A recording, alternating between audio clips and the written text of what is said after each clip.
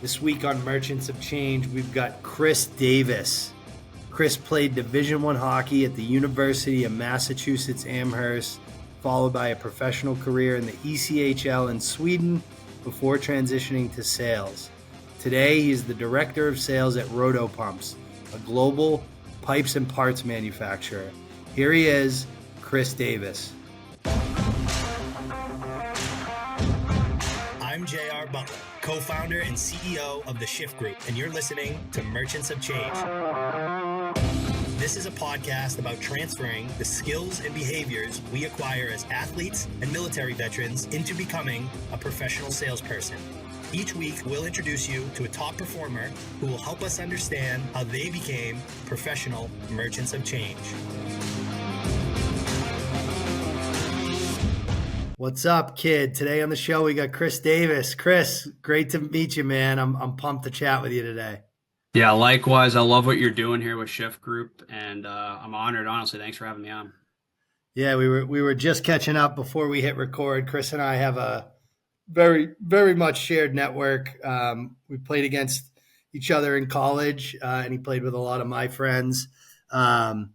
And we love having hockey guys on here, Chris, as you can imagine, because of our backgrounds. But we always kind of start with a broad question. Before I get into that, Chris, like the goal of our show is to expose the sales profession to athletes and veterans who, aren't really thinking about it, right? We've done a bad job from a PR perspective, generally across every sales industry, and I think yours is unique in that fashion. So we want to have people that look and sound and talk and come from the same background as them be able to tell stories about why they love their careers, how they got into them, some of the things they've learned along the way. We like to start with the sports, my man. So going back to the hockey world a little bit, tell me a little bit. So you played at Avon, and I heard that was a big deal for you.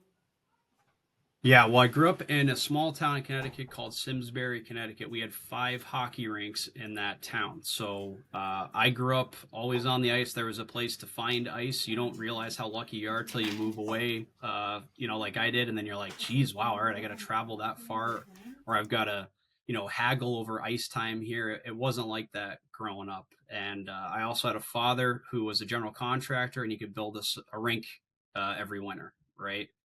I come from a family of athletes. There's a picture behind me. My grandfather, he's an MLB Hall of Famer, played in the major leagues for like 10 years, and I can't throw a baseball more than 10 feet, right? So, but I grew up skating. My 2 younger sisters were figure skaters. I mean, we were just always on the ice. We had great parents and awesome family. We were always around the rink. But it's funny, I look back, there was pictures of me at like 5 years old wearing an Avon Farms sweatshirt because it was like 15 minutes down the road. So I grew up wanting to play at Avon, worked extremely hard to do it.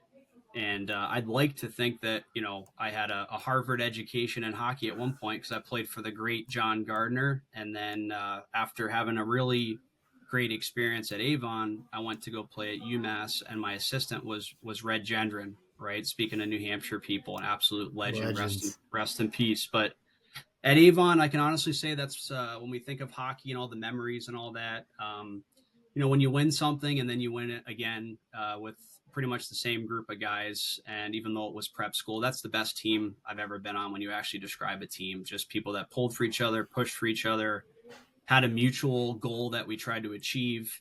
And after you achieve it, it's that much harder the next year to do it again. Now, we were blessed with Jonathan Quick in net, which is awesome. But we had a really good group of guys, and I think we had like 11 or 12 guys go to Division I programs from a prep school, which I like to think is the first time that's ever been done. Maybe, I mean, it's pretty rare. But yeah, looking back on it, my experience at prep school, I think I got every little bit out of it that I wanted to, and I can't say a bad thing about that particular school if anybody has a chance to play sports at Avon Farms. Couldn't agree more, man. That team was a wagon. I remember it well. And Quickie, this actually isn't the first Quickie reference we've had on the show, so shout out to really? Quickie. Now, I saw you played over in Sweden as well after UMass. How long were you over there for? Yeah, so after UMass, and you're like a senior, and you got the freshmen carrying the bags off the bus and all that. And I was lucky enough to get to play in the East Coast League. And next thing you know, I'm the guy that doesn't have a bunk on the bus and is pulling bags off the bus and taking 12 and 15-hour bus rides. It's funny, still to this day, I still help a local Division III college hockey program, and they all think I'm nuts. I won't go on the bus. I have like post-traumatic stress from it. Like I can't do it. Can't get on the bus with the guys. But to be honest, that's what kind of made me go to Europe. Was I really wanted to do it while I was young. I am not the biggest guy, but I was a fast skater, and I just wanted to experience something that I might not ever get a chance to do again. I've always loved to travel, and so I had an opportunity to go to Sweden and play. And I tell everybody it wasn't just about the hockey. I mean, I took Rosetta Stone, so jag kan prata lite svenska. I tried to learn and assimilate with my teammates, because back then you could only have 2 imports on your team. So it was me and a Canadian guy. I'm in beautiful Sweden, and this guy just wants to sit in the apartment, and his mother would ship him Kraft macaroni and cheese and hot dogs to eat. And I'm like, we got to go out here. We got to explore. So what I remember most about Sweden, honestly, is not the hockey, although that was cool to have people like singing while you're playing and get to see, how they play the game over there. But no, I met some really good friends, met some good people. It just shows, I guess, how small the world really can be at some points, because I still keep in touch with some of these people. But for 2 years, it felt like 20 when you finally come back to the States, like, and you see what's changed and all Yeah. that. And so I got everything out of it again that I wanted to.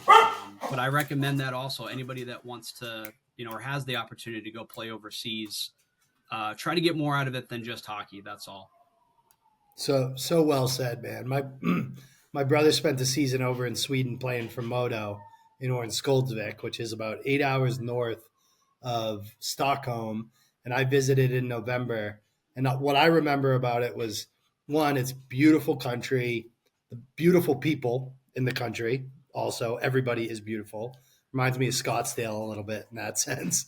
And then it was dark even in November because they're so north. It was dark 20 hours a day, which was wild. Yeah, and then on the flip side, I happened to, like I said, I got integrated with the community, so I met a half American, half Swedish guy who ran a gastro pub, and in the summertime, I got to pick up some hours working for him. You get out of working at the restaurant, and it's 2 in the morning, and the sun's up. You're like, what the heck is going on right now? So the flip side of it was, as depressing as sometimes it could get in the winter without the sun, in the summertime, it was the opposite. Yeah. Yeah. This is a little like anti shift group message, but I always tell we talk to 800 athletes and veterans a month come into our program, and a lot of them are bubble guys. I actually had a call today with a kid who was playing college baseball, had an unbelievable senior year, and he's like, yeah, my agent has a couple opportunities, but I think I want to get to work. And I basically talked the kid out of getting to work, and I'm like, dude, if they're going to pay you to play, go do it. Go do it for. He's like, yeah, but I'm only going to make X and I can make Y doing this. And I'm like, it's not. That's not what it's about, man. It's the experience. It's the networking. It's going and either seeing another part of the world or another part of the country. So that's really good advice for our audience too. I think it's very relevant. Yeah, you You you met. don't want to get in the situation where then you play for too long, and then you come back and your resume is a blank piece of paper. And so there is a balance there. So Yes. speaking of shift group first, like, yeah, you've got to make sure it's the right opportunity and that you're realistic about what you're going to try to do here. Because again, like, there's nothing tougher than when you do that first job interview and it's like, where's your experience, right? Yeah, totally. Totally. Now you mentioned being a speedy skater. How else would your teammates describe you, you think, Chris? Yeah. Okay. So I'd like to think that I left a good footprint behind, not only at UMass but at Avon, as a guy that worked extremely hard, a guy that was extremely high energy. I mean, I got my donkeys right here.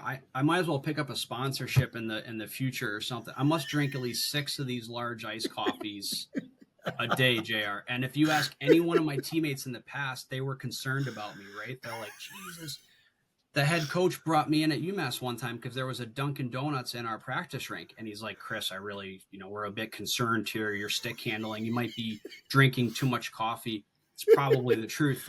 Looking back, and I probably would have had a better career if I eased up on the dunks. But no, and honestly, I'd like to think that they'd say that I was loyal too. I can't really recall any time really getting too much beef with my teammates, but I came from a program in high school where you learned how to win and you knew what it meant to win and you hated to lose. And so when I went to UMass, we had a couple of really good years, and then we had 2 years that I learned how to lose too. And Yeah. but no, I'd like to think that I'm looked upon that way as someone that worked very hard, was high energy, but was pretty genuine. I wasn't trying to be someone else that, I tried to be my true character. Yep. I got a text back from one of your teammates said beauty. So certified beauty, another beauty, Another beauty on the pod. Let's talk a little bit about the transition, Chris. This is obviously why I started our company. Is my transition was not smooth. It was hard. And that loss of identity, that loss of purpose, it speaking of PTSD, even thinking about it, I think about how dark that time was. Now I didn't play at the professional level, so I have to imagine being in Sweden for a couple years, you're seeing your friends are starting careers. Talk to me about like when that decision came where you're like, all right, it's time to get to work. And like, what did it look like initially for you? Yeah. So when I was overseas, like I said, 2 years felt like 20 by the time I came back. When I came back, little things changed. Your friends moved on to certain careers. Your hometown changed a little bit. My father, who had worked his butt off his whole career, he ended up having a couple medical things happening, just stuff that you wanted to be around for. Like hockey to me lost its, I don't know. But the biggest thing that I'll say was that the transition and why it was tough is because I felt like I lost my identity when I came back. I was Chris Davis, the pro hockey player, Chris Davis, the guy that was always seen around the rink. And I didn't know what I was going to do. And my resume was a blank piece of paper. And so I was advised by some people that I respected that was like, hey, you can play for another 3 years and have an absolute blast, but this is probably the time to look in the mirror and figure out what you want to do. And so I remember I called a couple of people and I said, I'm going to be a coach. I want to get into coaching. And, I started coaching a pretty competitive midget program. And one of the fathers came up and said, my son just raves about you. He loves working with you. I watch how you work with the kids too. This is really great. But are you looking for something a little bit more permanent with like benefits? I was like, yes, absolutely. He goes, all right, put on a suit, come to this address in Meriden, Connecticut next Monday and bring your resume. I never put together a resume before. Like, so I couldn't even spell resume, dude. I went in there with a piece of printer paper that I had just typed up a bunch of stuff on. Okay. I had no idea which way it was a pump company. I had no idea which way the water went in these things, how these things worked. But they gave me a job, and that is literally my transition out of hockey and into something completely different from hockey, right? That was it. That's literally how it went down, was networking and using hockey to meet somebody else that, happened to do something that gave me an opportunity. Amen, brother. Amen. Hockey got me my first sales job too. Literally men's league. Guy was like, what are you doing? I was like, I was kind of putting off the real world. I'm like, I'm going to go to law school. He's like, why? That's stupid. You're going to have debt. You're not going to make money till you're 35. Come sell software.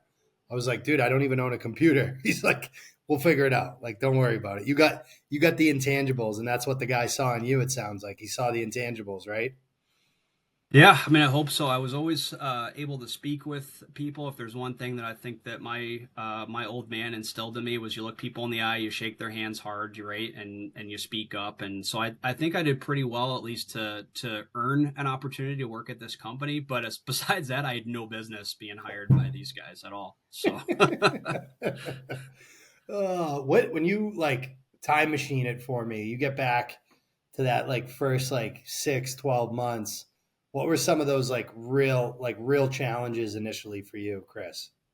Yeah, the biggest one again, I'll go back to it because I noticed you had a similar thing. But when you lose your identity, I can't even describe that except that it really is trying to like you don't want to reinvent yourself, but it's like you do have to move on. You've got to find something else, that next step in life. And so for me, I can tell you right off the bat, I figured out what I never want to do, and that was to sit in an office. Okay, because that job that I'm discussing right here, although it was a great opportunity, the first 12 months they kept me in an office at a desk in a cubicle, and I quickly learned like this isn't going to work for Chris Davis. I'm too high energy, drinking this many dunkies a day. I was popping in and out of my desk, talking with everybody in the office, walking around, trying to get to know people. uh, and so I went to my manager at the time and I just begged. I begged almost every 2 months. I'd sit in there and be like, you got to get me into a sales role. I want to get into sales. I want to get outside, like trying to do more, but also realizing like you gotta earn your dues. You gotta learn the product. And so what they did was actually smart. They started me in the service department of this Smart. manufacturing company. And so Yes. every call that I got at my desk, okay, was not somebody looking to buy something from me, was not looking someone just to say hi and be friendly. No, it was like someone angry because something went wrong with their product and they need somebody they need someone to figure out how to provide a solution here. So I guess it kind of was like sales, but it was all troubleshooting and on the spot trying to learn what went wrong here and how to fix it. And so looking back in it, they saw a bigger picture than I did at the time, but I was that pest who was always in that manager's office being like, I don't think this is the path for me. I'd like to move on or try me in something else that can get me away from this desk. Dude, I mean, that's genius by them getting you into that services role first, dude. Learning the ins and outs of the product, making you a little bit of an expert, and like knowing that you already have those soft skills and ability to talk to people, and then kind of force functioning the learning part. That was good. My first boss, I used to sell like data center gear, and I was inside sales my first year, just cold calling, just banging the phones. But he would let me go out to the field after we sold a deal to do like rack and stacks because you have to like set up the equipment. And he was like, the only thing I want to come out of your mouth, JR, is a question. That's it, nothing else. And that was like that first year I learned so much. It was so good, man. Um, what did you see? So great call out on the challenges. What did you see translate for you once you got into the field and you started selling? What started translating for you right away from that long hockey career, you think? Um, well, I would like to say that it was confidence. I've always prepared myself. I was one of the guys that worked extremely hard off the ice, and why? Because you look at a game, you only get when you actually do the math out, like what 12, 15 shifts a game if you're a good player, right? Right? Yeah. All those shifts when you actually break it down matter, and it is about the preparation. So that's what's translated into my professional career. This stuff has never come easy to me, not at all. Trying to sell industrial process equipment and understanding the applications, what that product's going to do in it, what your customer is trying to accomplish here. But the only way to really get a leg up on everybody else is at least prepare, at least try to do everything you can before that precious sales call where you might get an hour if you're really lucky in front of someone, and it very well maybe 10 minutes. But like, what are you going to try to accomplish in that time? Knowing your audience, that's another type of preparation that I think, again, from being an athlete, I've brought that to my professional career also. Is you're not going to do the same pitch to two different customers. Most likely you're going to have different personalities you're dealing with, and so anything that you can do to prepare for that meeting or call or whatever you're trying to do in a sales role, I think is important. I love it. Preparation, man. That's the secret sauce, dude. Athletes get that inherently, I think. Um, what do you think about like when a senior at UMass calls you and they're like, "Hey, Chris, I see that you've had some success in sales. I'm thinking about doing sales." How's that conversation sound? Like, what are you telling that person? Asking that person? Where are you taking that combo? Yeah, I'll just tell them from my experience, it was like the biggest gut punch every time you tried to apply and they say you have no sales experience. Okay. So the advice that I give to a senior that wants to get into sales is just try to get that first role. All right. Try to get that first role. It really doesn't matter what you're selling. That's what I believe. I Doesn't. could be wrong. I could be wrong. No, Maybe you're someone right. else can debate me up here, but it doesn't matter what you're selling. Get that experience. Make mistakes. Get burned. Experience no for the first time, maybe in your professional career. Experience no and what that feels like. And then the other advice would be to find a mentor, someone that I think is going to see the value in you also and bring you through that organization. If not, then at least get that experience in your first sales role and then start hunting for your next one after you've got a little bit of something on your resume to show to the next potential opportunity. Dude, I could not. You're not going to get any debate here on that point of like get in and get busy. It's the only way to get productive. Um, Product, all that stuff aside, that just get in. I think one thing that we talk about is like looking for the right leader, like somebody you admire and look up to that can teach you. Um, Now, I want to go in a little bit about the industry you're in because I think like me, I'm very surprised that I've spent 17 years in the technology world. I am like technology illiterate to this day, right? Like, I'm not great on my iPhone or anything, but I've been selling complex technology solutions to the biggest companies in the world forever. Similarly, you're in a space that I think you're surprised that you've spent some time in. Tell us a little bit about the industry and like the role that sales plays in it. Yeah, so if you talk to any one of my teammates and if you were to ask them like, oh yeah, Chris Davis is going to get into selling pumps, right, or industrial process equipment, I mean, no way. They'd all be burst out laughing like not a chance. So uh, it is interesting the niche, industry that I'm in. I would say I am surrounded by a lot of mechanical engineers, a lot of biology based graduates, a lot of chemistry based graduates. Okay. Wow. But at the end of the day, like what this industry is most of our customers are anything from a municipal wastewater or drinking water plant, okay, to a brewery, to Mott's applesauce, to a peanut butter facility. I mean, I have to wear a different hat each day depending on what plant I'm going into. Okay, So and then I cool. need to and then I need to figure out which one of my products is going to potentially provide the solution for what these guys are doing. And so that's the industry in a nutshell. We're not selling widgets. We're Yeah. selling pieces of industrial equipment here that have a purpose in this process. Okay, and specifically the side that I've been in now for the last 10 years are pumps that basically pump anything but water. So we do all the weird stuff. We do the thick stuff. We do the aggressive chemicals. We do the stuff that you didn't even think could be pumped. Like I keep using the example peanut butter, but if you've ever opened up a Chobani yogurt before, right? That used to be one of my great customers walking through a Chobani yogurt plant. So it's just stuff that, like I said, I knew very quickly. My DNA was not to sit at a desk and on Tuesday do cake with Becky for her birthday as a company and all that, right? Like that was not my thing. That company I worked for, man, we must have had cake 4 to 5 times a week, right? And it's like it just wasn't for me. I love being out and about, and what this industry really does allow you to do is you get to travel. And so you see that map behind me there.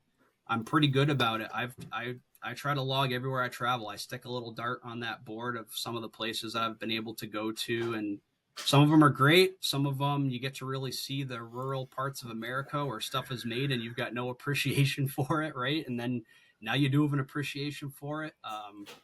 So yeah, I can't rave enough about what this particular industry that I'm in has allowed me to do as a professional, and I don't have any regrets for it. It's allowed me to take my skill sets and put them to work. And what if I were to tell you that I wake up and go to bed every day thinking about pumps? No, no, I'm still Chris Davis. I still like to do all the things that I've liked to do, but this is a pretty cool way for me to have a career going right now. Uh, Avoid cake with Becky might go on a shift group might go on a shift group t-shirt, dude. Are you kidding me? That's Yeah. awesome. I know exactly what you mean though. Like it's almost like The Office, right? Like thinking of that like type of scene, right? So funny. Yeah, and to your point about travel, I mean, you just landed from Key West, Florida, right? Going to see a customer down there.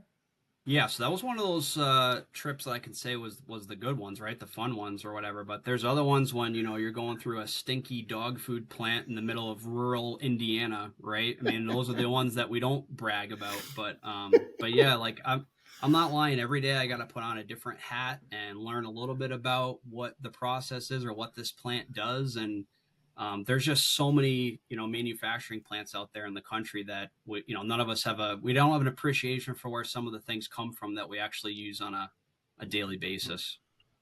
How does the business work in terms of like demand generation, top of funnel? Is it like I'm imagining there's a lot of competitors in your space. So like how are you the one that gets to go to the dog food company in Indiana? Like how does that happen? How does that meeting get set?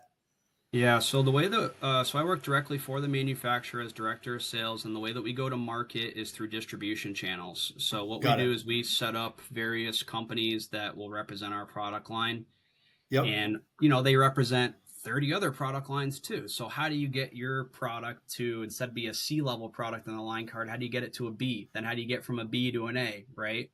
Well, you've got to raise their comfort level, and you've got to be the expert with the product line so that they want to bring you into these plants. No matter what, it's that distributor's customer. They're already selling product there. Yep. Okay, but their customer tells them, hey, I need to pump this really nasty dog food slurry. It's really thick like oatmeal. Do you have a product for that? And that's where they literally call me up, right? And so I come in there with my product line and we'll look at what they're trying to accomplish and the pipe setup and how much real estate we have to work with. And the distributor, his job is just to make the appointments. And then at the end of the day, to make sure that they represent our product line just as well as we do. So there's a lot going on there on those calls, but it's split between educating my distributor or my local sales force and also making the customer see the value in this potential solution for their problem. Who's the typically the buyer, Chris? Is it like a plant supervisor or somebody that's like process quality or like a little mix of both? Like what's the buying committee look like for a product like yours? Yeah, most of the time we get brought in and we're selling to either a process engineer responsible for the entire process of the plant. A lot of times we'll Yeah. get brought in, and if there is a really big problem, it's usually someone in maintenance, someone that heads the entire maintenance department. And then for new projects, new plants, like a brand new Stonyfield yogurt plant being built in New Hampshire, for instance, we will be selling to contractors, specifying engineers, purchasing departments, stuff like that. So it really is everything, but most of the day-to-day stuff is showing up at plants and dealing with the existing process engineers or maintenance managers. And these things ain't cheap, right, Chris? Like this is a large purchase. Fair? There's a large gap between the products and the prices, but I'll just say it this way: we're not selling widgets. You can't just point at your catalog and say, "Oh yeah, you want this one," and it goes in. No, everything that's made is custom. It's fine-tuned for what needs to be accomplished here, and it's not something that you just install and walk away from. Like, there is follow-up. You do want to check back in on the customer, make sure that everything's doing what it should be doing, because especially for a process plant, like again, Yeah. Chobani yogurt, like they can't afford to be down. Yogurt's got to be made, right? So it's not a stressful job. It's not like that. It's more just making sure you're detailed enough and you do follow up again with those plants to make sure everything's working properly. I love it, man. I love it. And we talked a little bit before we hit the record button, but like, I think this is it sounds like an awesome fit for a person like you with a big personality that likes meeting new people and likes a challenge. Is that a fair way to kind of summarize how you feel about the industry that you're in selling in? Yeah, and it wasn't like this initially at all. Like, I'm the type of person where I go into things with the attitude of work hard and good things happen. And then the second thing is like, what's the worst that will happen? So hearing no, yeah, it stinks. It stinks. No one wants to be told no. But you got to understand, all right, what did I do wrong there, or what could I have done differently to not get that no? Okay. Or what's the impression I left behind no matter what, though? So maybe right now the answer is no, but what did I leave behind? Did I leave behind some credibility? Did I leave behind something where I at least intrigued the guy so he'll maybe give me a shout in the future? What was your goal for that, and how did it end up? So for me, I've always been raised. Can't say enough good things about my old man, but he didn't even go to college, right? He cut his teeth in the construction industry, and He just taught me that no matter what, whether it's sports, whether it's business, whether it's sales, you work hard and good things are going to happen. In sales, what I found is it's a numbers game. You can still be the worst salesman in the world, and that means your hit rate's going to be low. Go and book appointments. That means you got to book more appointments than the guy that's got a better hit rate than you, right? Like you got to outwork him, you got to out hustle him. So Yes.